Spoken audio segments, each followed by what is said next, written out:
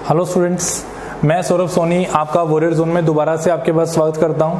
देखिए, आपको मैंने प्रीवियस लेक्चर्स के अंदर एनडीए के जो 2 लेक्चर्स प्रोवाइड किए हैं उसके अंदर आपको मैंने ये सिखाया था कि आप लोगों ने एडिशन किस तरीके से परफॉर्म करनी है और आप लोगों ने सबसेक्शन किस तरीके से परफॉर्म करनी है। अब हम लोगों ने वो जो 2 बेसिक मेथड थे वो हम लोगों ने सीख लिए और उसके बेस के ऊपर हम लोगों ने कुछ रूल भी पढ़े थे कि एडिशन जो होती है वो कॉम्पिटिटिव होती है, एडिशन जो होती है वो एसोसिएटिव होती है। एडिशन के ऊपर अगर मान लीजिए आपको मैं लिखूं कि डिस्ट्रीब्यूटिव है, डिस्ट्रीब्यूटिव का मतलब आपको मैंने ये बताया था कि a plus B plus C is equal to B plus C plus A होगा। मतलब आपको मैंने कुछ जनरल रूल्स बताए थे जो रूल आगे जाके यूज होने वाले हैं। अब बच्चों, आपको मैंने आगे एक और स्टेप समझाया था कि आप लोगों को किसी कांस्टेंट से अगर मैट्रिसेस को मल्टीप्लाई करना है तो उसका प्रोसेस क्या बनेगा। लेट अस सपोज, मैं थोड़ा सा रिमाइंड करवाऊंगा उसके बाद आगे लेके चलेंगे। लेट अस सपोज मैं एक 3x2 की मैट्रिसेस बनाता हूं। मेरे पास 3 रोज होंगी उसकी, ये लिख दी मैंने यहाँ पे 3 और यहाँ लिख दिया मैंने 6, देन यहाँ लिख दिया 9, देन यहाँ पे लिख दिया -3, देन यहाँ लिख दिया मैंने 12 और यहाँ मैंने लिख दिया लेट अस सपोज 15। और आपको मैंने बोला कि ये जो मैट्रिसेस है ये 3x2 की है। अब ये 3x2 भी आपको मैं ऑलरेडी एडवांस लेवल पे समझा चुका हूँ। 3 का मतलब बनेगा here the number of rows are considered as 3। आप देखिए first row, second row and this is the third row. 3 row है हमारे पास और इसके 2 कॉलम है। This is the first column here and this is the second column here. So the order of this matrices is 3x2।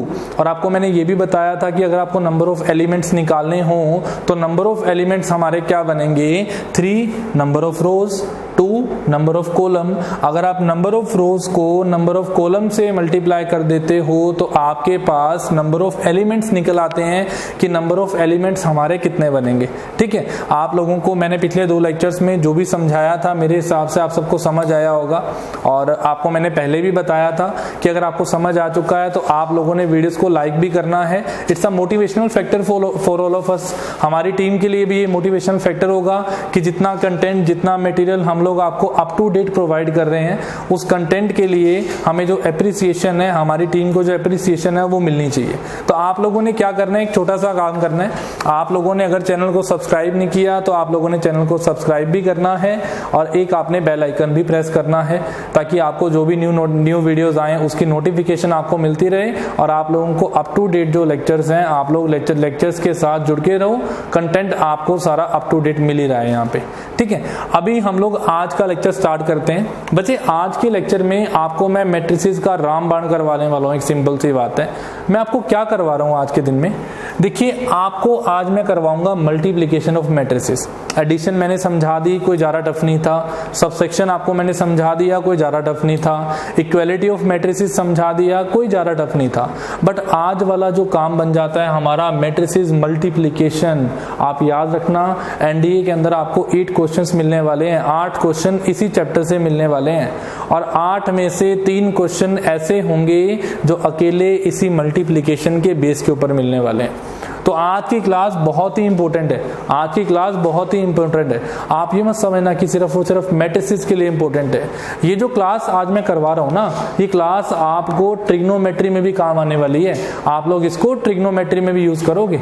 कैसे, देखिए जरा। सबसे पहले ना बच्चे, मैंने थोड़ा सा थ्योरेटिकल वर्क लिखा है यहाँ पे ताकि आपको थ्योरेटिकल नॉलेज दे पाऊँ। हम बुकिश लैंग्वेज की बात करते हैं, बाकी बाद में मेरा काम है शॉर्टकट्स कैसे करवाने हैं वो सब कुछ आपको सौरभ सर बताते जाएंगे। करना क्या है आप लोगों ने, देखिए मल्टीप्लिकेशन ऑफ मैट्रिसेस की अगर मैं बात करूं तो कहता है जी 2 matrices A and B are conformable. कहता कन्फर्मेबल होंगी for the product A B. कहता 2 मैट्रिसेस A और B की प्रोडक्ट करनी है आपने। If the number of columns of A is same as number of rows of B। ये आपको मैं समझाऊंगा। कहता नंबर ऑफ कॉलम जो A मैट्रिसेस के हैं वो number of rows of B matrices के इक्वल होने चाहिए। बच्चे देखिए, अगर ये कंडीशन फुलफिल नहीं होती है तो वहां पे मल्टीप्लिकेशन ऑफ मैट्रिसेस पॉसिबल ही नहीं है। मल्टीप्लिकेशन ऑफ मैट्रिसेस तभी पॉसिबल होगा जब ये वाली जो कंडीशन है ये क्या होगी, फुलफिल होगी। अगर ये कंडीशन फुलफिल नहीं होती ना, तो ये मल्टीप्लिकेशन ऑफ मैट्रिसेस जो है पॉसिबल ही नहीं होगा। अब देखिए मैंने आपके सामने लिखा कि A is equal to AIJ, that means M into N, ये लिख दिया मैंने, मतलब नंबर ऑफ रोज M है, नंबर ऑफ कॉलम N है। B is equal to BIJ N into P, N into P में क्या लिखा, ये पहले वाली हमारी जो है, देखिए यहाँ पे A मैट्रिसेस के अंदर ये हमारे पास क्या है, N कॉलम है, ये हमारे पास क्या है, N कॉलम है, और वैसे ही एक B मैट्रिसेस के अंदर हमारे पास N रोज हैं। तो कहता अगर हमारे number of column of first matrices equal आ जाएं number of rows of second matrices, then हमारे पास मैट्रिसेस की जो मल्टीप्लिकेशन है वो पॉसिबल है, अदरवाइज ऐसा पॉसिबल नहीं होगा। मैं आपको ना एग्जाम्पल लेके बताता हूँ, क्योंकि देखिए थ्योरेटिकल लैंग्वेज बुक्स में लिखी हुई है, और अगर बुक्स वाला काम मैं यहाँ पढ़ा रहा हूँ, है ना, जो बुकिश लैंग्वेज है वही आपको मैं यहाँ करवाने लग गया, तो फिर भाई बुक्स और लेक्चर में फर्क क्या बचा। लेक्चर में फर्क तब जनरेट होगा जब डिफरेंस क्रिएट होगा, जब आपको मैं विद एग्जांपल्स समझाता जाऊंगा कि कैसे कैसे क्या हमारा वर्क बनता है, क्या हमारे क्वेश्चंस बनते हैं। तो आप देखिए करना क्या है, लेट अस सपोज बच्चे एक मैंने मैट्रिसेस ले ली, यहाँ पे मैं यहाँ पे तीन रोज ले रहा हूँ और 2 कॉलम ले रहा हूँ, मैं 3 रोज ले रहा हूँ और 2 कॉलम ले रहा हूँ। लेट अस सपोज मैंने यहाँ पे ले लिया 4 5 3 2 1 2, ये ले लिया मैंने यहाँ पे, और मैंने एक बी मैट्रिसेस ले ली,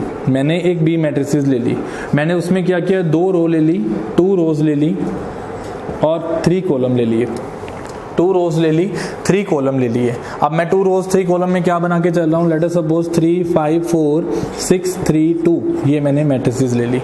अब ये हमारी ए मैट्रिसेस है, जिसके अंदर हमारे पास जो आपके पास रो और कॉलम बनेंगे वो 3 रोज बनेंगी और 2 कॉलम बनेंगे। वैसे ही हमारे पास एक बी मैट्रिसेस है, उसके अंदर हमारे पास क्या बनता है, 2 रोज बनती हैं और 3 कॉलम बनते हैं। अब देखो पहले तो ये चेक किया जाए कि भाई साहब ये निकालना पॉसिबल भी है, भाई मैट्रिसेस मल्टीप्लाई होती भी हैं या नहीं मल्टीप्लाई होती हैं, ये चीज निकालने के देखनी भी तो पड़ेगी ना। सबसे बड़ी बात तो ये निकाल के देखना पड़ेगा कि मल्टीप्लिकेशन पॉसिबल है या नहीं है। तो क्या करोगे आप, देखिए पहले वाले के कॉलम देख लो जरा ध्यान से, पहले वाले के कॉलम यहाँ पे बनते हैं 2, पहले वाले के कॉलम यहाँ बनते हैं 2, और दूसरे वाली मैट्रिसेस की रोज चेक कर लो, वो भी 2 बनती हैं। तो मैंने यही तो कंडीशन बताई थी, पहले वाली मैट्रिसेस के कॉलम सेकंड वाली मैट्रिसेस के अगर नंबर ऑफ रोज के इक्वल हैं, then it is possible that you can multiply these 2 matrices. अगर बच्चे यहाँ पे होता ऐसे, अगर मैं मान लो यहाँ पे कल को इस तरीके से लगा देता, एक मैट्रिसेस लिख देता 5 -4 2, तो इसका ऑर्डर क्या बन जाता, 3 into 3। आप देखो पहले वाले की कॉलम 2 है, दूसरे वाले की रोज 3 है, तो ये तो गलत हो गया, ये तो गलत हो गया। क्यों गलत हुआ, क्योंकि देखो ऑर्डर मैच नहीं कर रहा, ऑर्डर मैच करेगा तभी ये पॉसिबल होगा। अगर ऑर्डर ही मैच नहीं कर रहा तो आप मल्टीप्लिकेशन करोगे ही नहीं। एनडीए के अंदर एक बार ऐसा क्वेश्चन आया, हालांकि अभी ऐसा क्वेश्चन नहीं आता, आपको मैंने पहले भी बताया था कि पहले एनडीए का लेवल जो था वो इजी था, और आज के टाइम में जो एनडीए का लेवल है वो इजी टू मॉडरेट है, इजी टू मॉडरेट लेवल है। अब इजी टू मॉडरेट लेवल के अंदर अगर आपको इन क्वेश्चंस को परफॉर्म करना हो तो आप कैसे करेंगे, आपको ये चीजें नहीं पूछने वाला वो कि number of rose number of column equal है या नहीं है, या मैट्रिसेस की मल्टीप्लिकेशन पॉसिबल है या नहीं है, ये चीजें नहीं पूछने वाला आप लोगों से। करेंगे क्या आप लोग, सिंपल सी बात है, कंडीशन फुलफिल होती है तो ठीक है, अदरवाइज नहीं होती तो लिख देना multiplication not possible, multiplication not possible. Actual में तो यही दे रखा है हमें। अब सवाल ये बनता है कि सर आपने ये तो बता दिया कि मल्टीप्लिकेशन पॉसिबल है या नहीं है, बट हमें ये तो बताइए कि रिजल्टेंट मैट्रिसेस जो है उसका ऑर्डर क्या बनता है। So students, if you have to find the resultant matrices order, आप लोगों को अगर रिजल्टेंट मैट्रिसेस का ऑर्डर निकालना है तो आप लोग क्या करेंगे, एक सिंपल सा स्टेप आपने लगाना है। आप ना पहले वाली मैट्रिसेस की रोज उठा लिया करो, सेकंड वाली मैट्रिसेस की कॉलम उठा लिया करो। मैं क्या बोल रहा हूँ, पहले वाली फर्स्ट मैट्रिसेस के आपने रोज उठा लेने हैं और सेकंड वाली मैट्रिसेस के कॉलम उठा लेने हैं, वही आपका ऑर्डर होगा। That was the order of the matrices, मतलब इसका जो ऑर्डर बनेगा बच्चे वो क्या बनेगा, 3 into 3 बनेगा। इसका जो ऑर्डर बनेगा वो क्या बनेगा, 3 into 3 हमारा ऑर्डर बनेगा इन दो मैट्रिसेस का। अब देखिए मैं एक और एग्जांपल लेके बताता हूं जरा। ऐसा एक क्वेश्चन, इसके बेस के ऊपर एक क्वेश्चन बन रखा है एनडीए के अंदर, इसके बेस पे एक क्वेश्चन बन रखा है। क्या है क्वेश्चन, देखिए आपको ना क्या दिया गया, number of columns number of rows of A matrices, number of rows of A matrices आपको गिवन दे रखा था। Number of rows of A matrices आपको गिवन दे रखा था, वो आपको दे रखा था जी x, ठीक है। और number of columns of B matrices given दे रखा था, number of columns of B matrix आपको दे रखा था, और वो दे रखा था आपको y। और उसने क्या बोला था, कहता जब हमने ए और बी मैट्रिसेस को मल्टीप्लाई किया था ना, तो हमारा जो रिजल्टेंट मैट्रिक्स आई थी, रिजल्टेंट मैट्रिक्स आई थी, उसका ऑर्डर क्या था, z into Q, z into Q. अब आपसे पूछा गया कि मुझे बताइए ए का ऑर्डर कितना था और बी का ऑर्डर कितना था। वही बात है, वही देखो बेसिक क्लियर होना चाहिए। मैंने आपको क्या बताया कि रिजल्ट जो आता है हमारा वो क्या होता है, हमारे पास फर्स्ट मैट्रिसेस की रोज और सेकंड की कॉलम। मैंने थोड़ा सा यहाँ पे गलती कर दी, नंबर ऑफ कॉलम्स आपको दे रखे थे x, नंबर ऑफ रोज दे रखी थी आपको y, और ए बी जो है वो आपको रिजल्टेंट मैट्रिसेस ये दे रखी थी। तो बच्चे कुछ भी नहीं है इसके अंदर। आप देखिए अगर आपको ए का ऑर्डर पूछा जाए तो आप बोलेंगे कि नंबर ऑफ कॉलम और नंबर ऑफ रोज तो बराबर ही होंगे अगर मल्टीप्लाई किया था।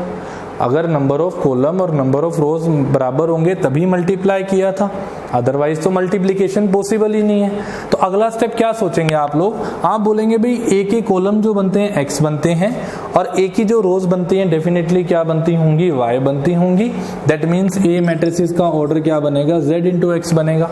वैसे ही अगर बी मैट्रिसेस का ऑर्डर निकालूं तो बी मैट्रिसेस का ऑर्डर क्या बनेगा, number of rows of B matrices कितनी है, y है, number of rows of B matrices कितनी है, y है, और नंबर ऑफ कॉलम कितने हैं, q है। तो आपका जो इसका ऑर्डर आएगा वो क्या आएगा, y into Q. It's a very very important question, ये प्रीवियस ईयर क्वेश्चन आपको मैंने करवाया है। सिर्फ इतनी सी आपको एक्सप्लेनेशन दे रखी थी और यही शॉर्टकट है। देखिए ये एडवांस मैथ्स है, एडवांस मैथ्स के अंदर शॉर्टकट कहाँ से क्रिएट होता है, आप सोचो इन चीज़ों को। जितनी आपको मल्टीपल थ्योरम्स याद होंगी ना, उतना ही आप लोग शॉर्टकट्स को परफॉर्म कर पाएंगे। हाँ, अगर आपको थ्योरम्स एक आधी भी याद नहीं है और आपको पेपर में क्वेश्चन उसके बेस पे आ जाते हैं, तो आप वहां पे क्वेश्चन को अटेम्प्ट करने में कम से कम 10 मिनट लगा दोगे। क्यों लगा दोगे, क्योंकि आपको थ्योरम्स के रिजल्ट याद नहीं है। और आप लगा के चलिए कि मैं अगर आपको बताऊं तो एक चैप्टर के अंदर कम से कम एडवांस मैथ्स के अंदर 50 to 60 थ्योरम्स आपको एक चैप्टर के अंदर याद करनी है। और अगर मैं स्पेसिफिकली ट्रिग्नोमेट्री की बात करूं तो स्पेसिफिकली ट्रिग्नोमेट्री के लिए आपको अराउंड 150 to 180 फॉर्मूलाज जो है याद करने पड़ेंगे, तभी आप लोग ट्रिग्नोमेट्री को अटेम्प्ट कर पाओगे। ठीक है, तो करते हैं, उसके ऊपर काम करते हैं। अभी आपको मैंने सिर्फ मैट्रिसेस की एक्सप्लेनेशन समझाई है कि कैसे क्या एक्सप्लेनेशन बनती है। फिर आपको मैंने ये 3 रूल लिखे हैं ना, इनके बारे में बताता हूं कि कॉम्यूटेटिव का मतलब क्या होता है, डिस्ट्रीब्यूटिव का मतलब क्या होता है, और यहाँ जो मैंने एक पॉइंट लिखा है उसका मतलब क्या होता है। तो देखिए अभी आपको मैं थ्योरेटिकली मल्टीप्लाई करना सिखाऊंगा कि मल्टीप्लाई कैसे करते हैं। थोड़ा सा हम लोग पहले मैट्रिसेस की मल्टीप्लिकेशन की प्रॉपर्टीज की बात करें कि प्रॉपर्टीज क्या क्या बन सकती हैं। तो देखिए बच्चे, अगर यहाँ पे पहला रिजल्ट लिखा हुआ है matrix multiplication is not commutative, कहता मैट्रिक्स की जो मल्टीप्लिकेशन है वो कॉम्यूटेटिव नहीं होती है। अब ऑब्वियस सी बात है बच्चे, कॉम्यूटेटिव हो भी नहीं सकती है। दिस इज, ये इक्वल हो भी सकता है और नहीं भी हो सकता है। जैसे मान लीजिए मैंने एक मैट्रिसेस ले ली आई जे एम इंटू एन, ये मेरी ए मैट्रिसेस है। मैंने एक बी मैट्रिसेस ले ली, मुझे पता है वहां पे क्या होगा, बी आपके पास आई जे, मैंने यहाँ पे ले लिया n इंटू पी। अभी आपको जैसे मैं समझा रहा था स्पेसिफिकली, अब आप चेक करिए। अगर बच्चे मैं ध्यान से देखूं तो अगर मैं a और b को मल्टीप्लाई करता हूं तो मेरा जो ऑर्डर आएगा a और b का जो ऑर्डर आएगा वो क्या आएगा, n number of column rows a की m, number of column p, तो मल्टीप्लाई करोगे a b की वैल्यू कितनी आ जाएगी, m इंटू पी आ जाएगी। ए बी की जो वैल्यू आएगी वो क्या आ जाएगी, m into P, that means number of rows और नंबर ऑफ कॉलम्स, इनको अगर आप मल्टीप्लाई करोगे, so this is the A B matrices की मल्टीप्लिकेशन आएगी। अब बच्चे एक बात बड़े ध्यान से सुनना मेरी बात को, आपको बोला गया कि मैट्रिक्स मल्टीप्लिकेशन कॉम्यूटेटिव नहीं होती है। इस कॉम्यूटेटिव वर्ड का मतलब क्या होता है, कहता है ये जरूरी नहीं है कि ए बी इक्वल आएगा बी ए के, ऐसा हो भी सकता है और नहीं भी हो सकता है। तो आप लोग एक बार तो नोट लगाएंगे, नॉट इक्वल टू, आप लोग बोलेंगे A B not equal to B A, A B not equal to B A, ये हमारा बनेगा कॉम्यूटेटिव। अगर आप लोग कॉम्यूटेटिव वर्ड को समझ पा रहे हो तो नेक्स्ट वर्ड हमारा बनता है डिस्ट्रीब्यूटिव। अब डिस्ट्रीब्यूटिव वर्ड क्या बन जाता है, डिस्ट्रीब्यूटिव वर्ड का मतलब ये बन जाता है, कहता कल को आप a इंटू बी सी कर रहे हो, कहता वो इक्वल होगा a into C into B, इसके इक्वल होगा। अगर आप लोगों ने a इंटू बी सी किया तो वो क्या होगा हमारा a इंटू सी इंटू क्या होगा b, इसके इक्वल होगा। बेसिक सा स्टेप बन गया हमारा। तो आपको याद रखना है, अगर कॉम्यूटेटिव वर्ड यूज किया तो दोनों की मल्टीप्लिकेशन इक्वल हो भी सकती है और नहीं भी, अभी नॉट इक्वल टू लगाओ। डिस्ट्रीब्यूटिव वर्ड यूज किया तो a into B C is equal to a into C into B, ये बन जाएगा हमारा। थर्ड कहता the product of two matrices can be the null matrix while neither of them will be the null matrix।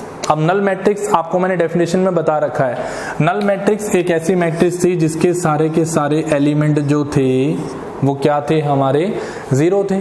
अगर null matrix जिसके सारे के सारे एलिमेंट हमारे जीरो थे तो मतलब कहता है जी आपका जो प्रोडक्ट है वो नल मैट्रिक्स आ सकता है, तब आ सकता है कहता जब आपके पास ए मैट्रिसेस मान लो नल मैट्रिसेस है, या बी मैट्रिसेस नल मैट्रिसेस है, या दोनों में से कोई भी नल मैट्रिसेस नहीं है बट फिर भी वहां पे नल मैट्रिक्स आ सकता है। तो आप लोग याद रखना कि a into B is equal to null matrix, मतलब zero matrix, while neither of them is null matrix। A is not equal to null matrix, B is not equal to null matrix। ये हमारा step बन जाता है।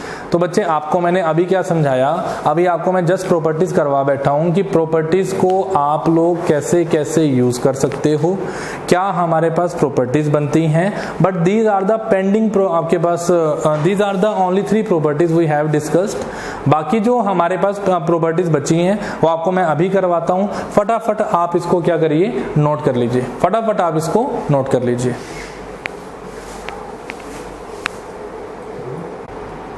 हाँ जी, आपको मैंने अभी क्या समझाया कि मैट्रिक्स की डेफिनेशन क्या है, मैट्रिक्स को मल्टीप्लाई कैसे करते हैं, और मैंने कुछ आपको प्रॉपर्टीज बताई हैं। हालांकि मैंने ज़्यादा प्रॉपर्टीज नहीं करवाई, जो मुझे प्रॉपर्टीज लगी भाई इंपॉर्टेंट हैं, जो इन फ्यूचर हमें यूज़ करनी पड़ेंगी, मैंने आपको उन मैट्रिसेस की प्रॉपर्टीज, मैट्रिक्स मल्टीप्लिकेशन की प्रॉपर्टीज करवाई है। बच्चे इसके बाद हमारा नेक्स्ट स्टेप क्या बन जाता है, आप लोग वो देखिए।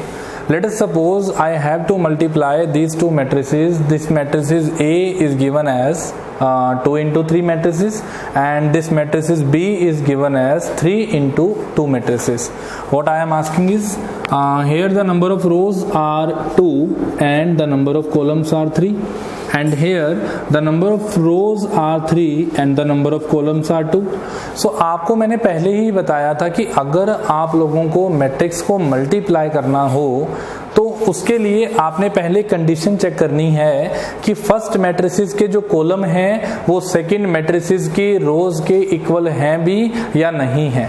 तो आप देखिए फर्स्ट मैट्रिसेस के कॉलम ये है, सेकंड मैट्रिसेस की रोज ये क्या है, इक्वल है। फर्स्ट मैट्रिसेस के कॉलम सेकंड मैट्रिसेस की रो के इक्वल हैं, that means we can multiply these two matrices A and B. अब आपका सवाल ये उठता है कि सर मल्टीप्लाई करना तो आपने बता दिया, कि मल्टीप्लाई करें कैसे ये बताइए। ठीक है, तो देखिए मल्टीप्लाई कैसे करना है वो सीखो जरा। a इंटू बी अगर आपको मल्टीप्लाई करना है तो ये 1 एक ले लिया, -2 एक ले लिया, 3 एक ले लिया, उसके बाद मैंने यहाँ पे 3 ले लिया, देन 2 ले लिया, देन -1 ले लिया, और यहाँ मैंने मैट्रिसेस मल्टीप्लाई कर दिए। 2 - 1 4, 3 2 - 5, ये मैंने मल्टीप्लाई कर दिए।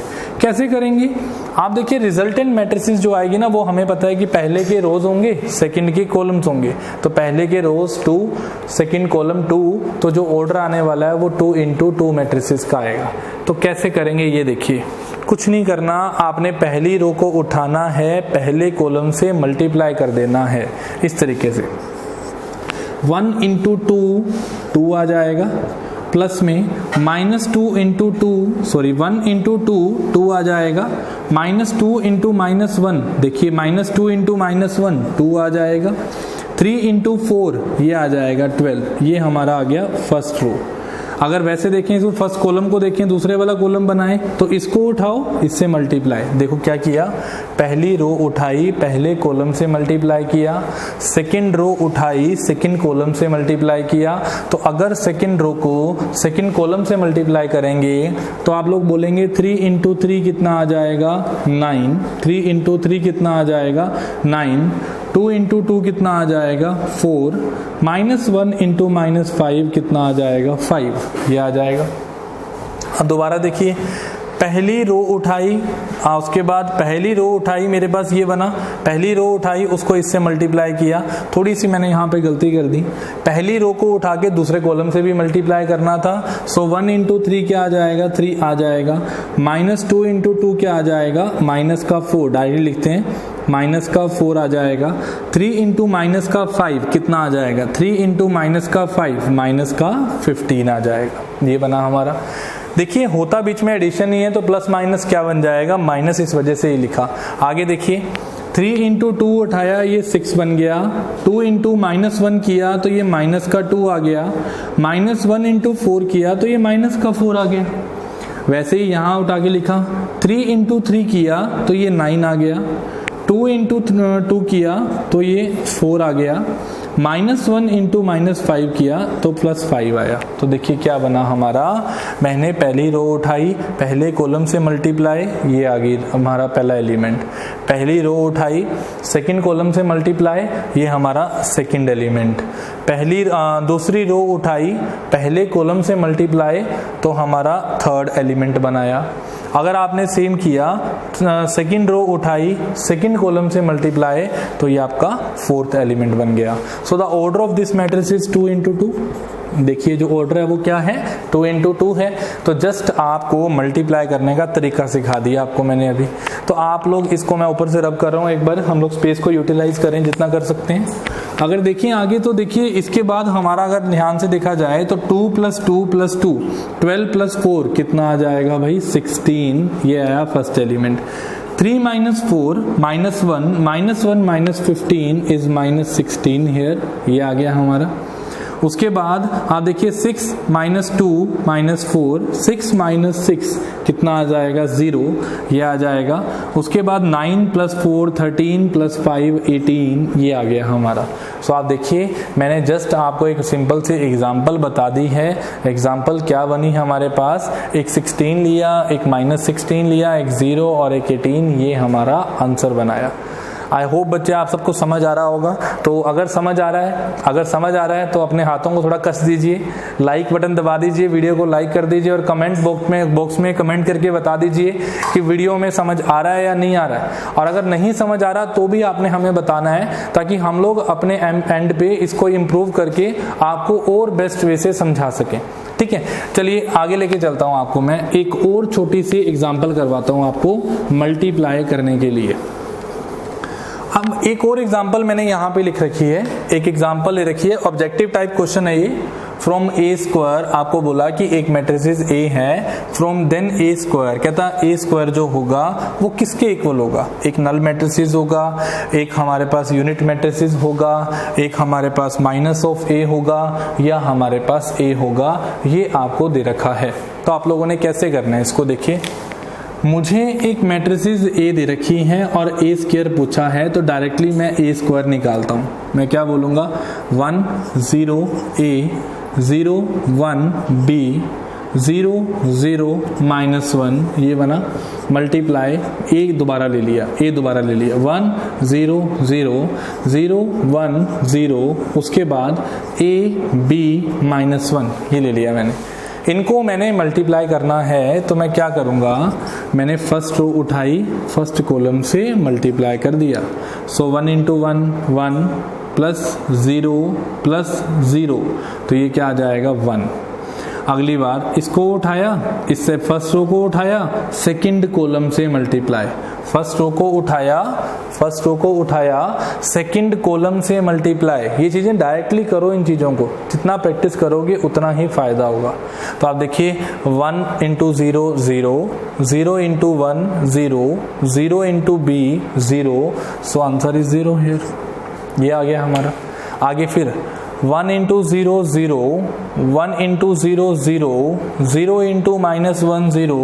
अभी तक तो भाई मुझे देख के तो यही लग रहा है कि ये हमारी नल मैट्रिक्स तो हो नहीं सकती, ये तो गलत है। यूनिट मैट्रिक्स भी नहीं हो सकती है क्योंकि गलत है। यूनिट मैट्रिक्स के अंदर तो सारे एलिमेंट 1 होते हैं, ये भी गलत है। तो हमारे पास अभी तक 2 ही ऑप्शन बची हैं, या तो ये बची है और या ये बची है। अब देखो अगर आप स्मार्ट वर्क जानते हो ना, स्मार्ट वर्क अगर आप जानते हो तो बच्चे आप -0 तो लिख नहीं सकते मैथ्स में। अगर आप -0 लिखोगे तो वो क्या 0 ही है ना, सिंपल सी बात है। तो यहाँ तो 0 के बारे में कोई भी जस्टिफिकेशन नहीं है हमारे पास। बट आप ध्यान से देखिए, हमारी जो ओरिजिनल मैट्रिक्स थी उसके अंदर ए क्या था, हमारा 1 था। अगर हमारा ए 1 था तो यहाँ भी ए 1 पड़ा है, और अगर हमारा -a आंसर आता तो यहाँ पे भाई -1 होता। अगर हमारा -1 आंसर आता, -a आंसर आता, तो हमारा यहाँ पे -1 होता। सो this is the smart work. मैंने यहाँ पे क्वेश्चन को सोल्व ही नहीं किया, मैंने डायरेक्टली एक ही रो को देख के आंसर बता दिया। So the answer is a here. हम लोगों का आंसर कितना आया, ए आया। मतलब देखिए आप लोगों ने यहीं पे आपके पास जस्टिफाई कर लिया, क्वेश्चन को एग्जामिन कर लिया आपने कि कैसे मैं इन स्टेप्स को यूटिलाइज कर सकता हूँ, ठीक है ना। और यही स्ट्रेटेजी, यही अप्रोच आपको मैंने सिखानी है। जब भी आपको ऐसे ऑब्जेक्टिव टाइप क्वेश्चन पुट करता है तो आपको कभी पूरा क्वेश्चन सोल्व नहीं करना होता। किसी ना किसी पॉइंट पे जाकर एक ऐसा नंबर, एक ऐसी वैल्यू हमारे पास बनकर आ जाती है जिसके हिसाब से आप आंसर को देख सकते हो कि क्या आंसर बनेगा। आप फटाफट इसको नोट कीजिए, मैं आपको अगला क्वेश्चन करवाने जा रहा हूँ। नोट करो इसको फटाफट। हाँ जी, अभी आपको मैंने जस्ट क्या समझाया कि आपको मल्टीप्लिकेशन किस तरीके से करनी है 2 मैट्रिसेस की, है ना। अब इसके बाद हमारा नेक्स्ट स्टेप क्या बन जाता है, मैं फिर से यहाँ पे 2 ऑब्जेक्टिव क्वेश्चन लेके आया हूँ। और ये जो क्वेश्चन है ना, प्रीवियस ईयर क्वेश्चन है एनडीए के ही, ठीक है। और है देखो किसके ऊपर, मल्टीप्लिकेशन के बेस के ऊपर ही वो क्वेश्चंस को पुट कर रहा है, ठीक है। तो देखते हैं क्या स्ट्रेटेजी बनती है, कैसे आप इन क्वेश्चंस को अटेम्प्ट कर सकते हो। वो सारे के सारे मेथड्स जो आपको मैं बताता हूँ अभी। तो आप देखिए, ए हमें ये दे रखा है, बी हमें ये दे रखा है, और बच्चे हमें गिवन दे रखा है कि a plus B whole square is equal to A square plus B square. सबसे पहले तो ये क्वेश्चन जाने वाला लेंथी। क्या रीजन क्या है इसका, देखिए हमें पता है कि पहले हमें ए स्क्वायर भी निकालना पड़ेगा, फिर हमें बी स्क्वायर भी निकालना पड़ेगा, और उसके बाद ए प्लस बी का होल स्क्वायर भी निकालना पड़ेगा, ठीक है। ये इक्वल दे रखे हैं तो आपको बोल रहा है कि आपने बी और ए की वैल्यू निकालनी है। मतलब ये जो कांस्टेंट ए है, ये कांस्टेंट बी है, किसी ना किसी पॉइंट पे 2 मैट्रिसेस इक्वल होंगी और उसके हिसाब से आप आंसर निकाल पाओगे। तो आप क्या करेंगे, आप लोग निकालिए पहले फटाफट ए स्क्वायर। अगर बच्चे मैं ए स्क्वायर निकालूं तो मैं डायरेक्टली मल्टीप्लाई करूंगा 1 2 -1 -1। इसको मैंने दोबारा मल्टीप्लाई करना है 1 2 -1 -1। कई बच्चों के दिमाग में डाउट आ रहा है कि क्यों 2 बार किया, क्योंकि यहाँ पे ए स्क्वायर लिखा है, ए स्क्वायर लिख रहा है। तो ए स्क्वायर का मतलब एक मैट्रिसेस ए उठाई, एक मैट्रिसेस ए उठाई, इन दोनों को मल्टीप्लाई किया। अगला स्टेप क्या बन जाता है देख लो जरा, ये उठाया, इसको इससे मल्टीप्लाई किया 1 प्लस -2 -1, इसको इससे मल्टीप्लाई किया -1। ये देखो फर्स्ट रो उठाई, सेकंड कॉलम से मल्टीप्लाई 1 इंटू -1 -1 क्या बन जाएगा +1। सो यहाँ आ जाएगा 0। वैसे ही ये सेकंड रो उठाई, इसको फर्स्ट कॉलम से मल्टीप्लाई, तो 2 इंटू 1 2, 1 इंटू 2 -2, सो 2 -2 क्या आ जाएगा 0। अब सेकंड रो को सेकंड कॉलम से मल्टीप्लाई, मेथड वही है यार, मेथड वही है। आप देखिए 2 इंटू -1 क्या आ जाएगा, माइनस का 2 आ जाएगा, माइनस माइनस प्लस 1 बन जाएगा, दैट मीन्स यहाँ पे आ जाएगा -1। देख के मुझे इतना समझ आ रहा है कि इसको अगर मैं as a identity matrix unit matrix consider करूं तो मैं एक बात बोल सकता हूं कि अगर मैं नेगेटिव को कॉमन निकाल लेता हूं तो ये हमारी बन जाती है आइडेंटिटी मैट्रिक्स। क्या बताया था आइडेंटिटी मैट्रिक्स में आपको मैंने कि जिस मैट्रिक्स के डायगोनल एलिमेंट 1 हो, मैं 1 बोल रहा हूं, -1 नहीं बोल रहा हूं, जिस मैट्रिक्स के डायगोनल एलिमेंट 1 हो वो हमारे पास होती है आइडेंटिटी मैट्रिक्स। सो हमने a स्क्वायर की वैल्यू निकाल ली, ऐसे ही हम लोग फटाफट b स्क्वायर की वैल्यू निकालते हैं, उसको मैं यहीं पे सोल्व करूंगा। आप देखिए ये मैंने मैट्रिसेस ले ली a -1 b -1, इसको मैंने मल्टीप्लाई करना है a b -1 -1, ये करना है। तो अब क्या करेंगे, ये आएगा a स्क्वायर माइनस का आएगा b, तो यहाँ पे आ जाएगा a स्क्वायर माइनस का b, ये बनाया। वैसे ही यहाँ पे इसको मल्टीप्लाई, माइनस का a प्लस का 1, माइनस का a प्लस का 1, फिर इसको इससे multiply A B minus B, मैं डायरेक्टली कर रहा हूँ ए बी माइनस बी, फिर इसको इससे मल्टीप्लाई माइनस का b प्लस का 1। ये देखिए बच्चे बिल्कुल बेसिक सा स्टेप था, बिल्कुल सा बेसिक सा स्टेप था ये। मैंने इसको उठाया, इससे मल्टीप्लाई किया, ए स्क्वायर प्लस हमारा ए स्क्वायर आया, ये देखिए ये ए स्क्वायर आया माइनस का बी आया। वैसे इसको उठाया, इससे मल्टीप्लाई किया, तो आप चेक करिए ए बी आया माइनस का प्लस आपके पास -1 इंटू बी क्या बना, -b बना। सो ये आ गया। अब हमारा ये आया ए स्क्वायर, ये आया हमारा बी स्क्वायर। एक छोटा सा काम और रह गया, वो भी निकाल लेते हैं, फिर कंपैरिजन में डालेंगे, आंसर आ जाएगा। तो आप देखिए आपसे पूछा गया कि a प्लस बी आपको निकालना पड़ेगा पहले। तो अगर बच्चे मैं a प्लस बी निकालता हूं तो मैं क्या करूंगा, मेरी मैट्रिसेस a ये पड़ी, क्या पड़ी है 1 2 -1 -1, और b क्या पड़ा है मेरा, आपके पास पड़ा है यहाँ पे a b -1 -1। इन दोनों की एडिशन क्या होगा बता दीजिए जल्दी से मुझे। a प्लस 1 -1 प्लस 1 -1 -1 क्या हो जाएगा -2, ये बन जाएगा। सेम एज इट इज ये क्या आ जाएगा 2 प्लस b आ जाएगा, और यहाँ -1 प्लस 1 ये क्या आ जाएगा -1 -2 आ जाएगा। अब क्या करना है, इसको आप दोबारा मल्टीप्लाई कीजिए, a प्लस बी का होल स्क्वायर निकालिए, फिर इनको इक्वालिटी में डाल दीजिए दोनों का एडिशन, और इक्वालिटी में डालते ही आपका जो है आंसर आ जाएगा, आपकी a और b की वैल्यूज निकल जाएगी। This is a lengthy question, कैसे आपको करना है आपको मैंने मेथड बता दिया, अपनी तरफ से इसको सोल्व कीजिए आगे। बिल्कुल बेसिक सा स्टेप बचा है, इसको दोबारा मल्टीप्लाई कीजिए, a प्लस बी का होल स्क्वायर निकालिए, और बाद में बस इन दोनों के एडिशन के इक्वल रखो, डायरेक्टली साइन कंपेयर होंगे और आप लोगों का आंसर आ जाएगा। 2.5 मार्क्स लेना इतना इजी नहीं है। एक बात ध्यान रखना, आपको एक क्वेश्चन के प्लस 2.5 मिलने वाले हैं, वो इतना इजी नहीं है, थोड़ा आपको एफर्ट लगाने पड़ेंगे। एफर्ट लगाओगे तभी आपको फ्रूटफुल रिजल्ट मिलने वाला है, ठीक है। अगर आप ये बात समझ पाए तो मैं एक छोटा सा क्वेश्चन सेकंड भी लेके आ रहा हूँ, और ये बहुत इंपॉर्टेंट क्वेश्चन है, और ये मेरा फेवरेट क्वेश्चन भी है, क्योंकि बच्चों को मैक्सिमम टाइम स्टेटमेंट ही समझ नहीं आती क्या है। देखो जरा क्या स्टेटमेंट दे रखी है, if a and b are two matrices such that ab is equal to a, ba is equal to b, then आपको निकालना है b स्क्वायर की वैल्यू क्या आएगी। बाकी छोड़ दो, इसको याद रखना, एक बार करवा रहा हूँ, हमेशा के लिए याद रखना। थ्योरम है, रिजल्ट डायरेक्टली याद रखना। एनडीए के अंदर अगर आता है तो डायरेक्टली आप लोगों को आंसर मार्क कर देना है। क्या करेंगे, आप बोलेंगे जी हमें b स्क्वायर निकालना है, बी स्क्वायर निकालना है, तो बी स्क्वायर का मतलब क्या होता है भाई, b इंटू बी होता है, ये हमें पता है। बी स्क्वायर निकालना है, बी स्क्वायर का मतलब क्या होता है, b इंटू बी होता है। अब अगर ध्यान से देखें तो आप देखिए A B is equal to A, B A is equal to B. अगर LHS RHS के बराबर है तो क्या RHS LHS के बराबर नहीं होगी। अगर left hand side right hand side के इक्वल है तो क्या right hand side left hand side के इक्वल नहीं होगी, बिल्कुल होगी। तो अगर B A is equal to B है, that means B is equal to B A है, तो आप बोलेंगे जी b इंटू बी की जगह पे क्या लिख देंगे आप, बी ए, ये आ जाएगा। अब बच्चे एक बात देखिए, यहाँ पे एक मैट्रिसेस मल्टीप्लिकेशन की डिस्ट्रीब्यूटिव प्रॉपर्टी काम करती है। अभी आपको मैंने 10-15 मिनट पहले समझाया कि डिस्ट्रीब्यूटिव प्रॉपर्टी क्या होती है।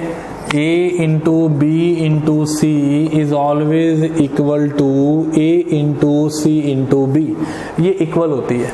अगर यहाँ पे डिस्ट्रीब्यूटिव प्रॉपर्टी काम कर सकती है तो दैट मीन्स यहाँ भी डिस्ट्रीब्यूटिव प्रॉपर्टी काम कर सकती है। डिस्ट्रीब्यूटिव प्रॉपर्टी क्या बोलती है, कहता अगर आपका b इंटू बी इंटू ए है तो क्या मैं एक बात बोल सकता हूँ, है तो ना बी स्क्वायर के इक्वल है अभी तक ये, B square is equal to B into A, ये पढ़ा अभी तक हमारा। अगर बच्चे ये पढ़ा है तो क्या मैं यहाँ पे एक बात बोल सकता हूँ कि b इंटू ए इंटू बी, ऐसे भी तो हो सकता है ना। This is a distributive property, उसको यूज कर दिया मैंने। अब हमें पता है कि ए बी जो है वो किसके इक्वल था, ए के इक्वल था। अगर ए बी ए के इक्वल था दैट मीन्स ये जो ए बी है इसकी जगह पे मैं ए पुट कर सकता हूँ, और अगर मैं ए पुट कर देता हूँ तो ये आ गया ए, आगे पड़ा है बी, आप देखिए ये आ गया। अब आप देखिए बी ए, दोबारा बी ए बन गया, और ये जो बी ए है वो हमें पता है किसके इक्वल है, बी के इक्वल है। दैट मीन्स ये जो बी ए है वो किसके इक्वल आ गया, बी के इक्वल आ गया। तो हम लोगों ने इसका आंसर निकाल दिया कि बी स्क्वायर किसके इक्वल आएगा, बी के इक्वल आएगा। तो बच्चे एक बात मेरी ध्यान से सुन लेना, 2 क्वेश्चन पुट कर सकते हैं एनडीए के अंदर।